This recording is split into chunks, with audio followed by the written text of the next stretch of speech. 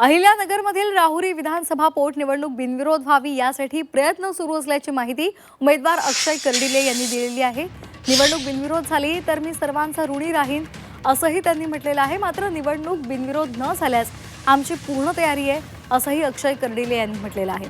विधानसभा निवडणुकीपेक्षा जास्त ताकदीने निवडणूक लढवू असा विश्वास कर्डिले यांनी व्यक्त केलेला आहे। आज राहुरी विधानसभा पोटनिवडणुकीतून उमेदवारी अर्ज माघारी घेण्याचा शेवटचा दिवस आहे। त्यामुळे कोणता उमेदवार अर्ज माघारी घेतो हे पाहणं महत्त्वाचं आहे। होता ही एक साहेबांना सर्वांनी एकत्र मिळून श्रद्धांजली द्यावा अशी सगळ्यांची इच्छा आहे। म्हणून तो व्यक्ती जो साहेबांवरती प्रेम करतो, मला सहकार्याची भूमिका करतो, त्याचा प्रयत्न आहे की बिनविरोध व्हावा। म्हणून ज्यांनी त्यांनी आपापल्या पद्धतीने विनंती करायला सुरुवात केलेली आहे। आता याचं कितपत फळ मिळतं, लोकशाही आहे। लोकशाहीच्या पद्धतीने आपण सामोरे जाऊ। जर झालं बिनविरोध तर मी सगळ्यांचा ऋणी राहीन कायम।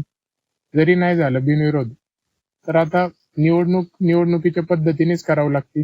आम्ही पूर्णपणे तयारीत आहेत की जशी इथून माग आम्ही विधानसभेच्या निवडणुका केल्या त्याच पद्धतीने यावेळी देखील आम्ही त्यापेक्षाही जास्त ताकद लावून या निवडणुकीमध्ये उतरणार आहोत।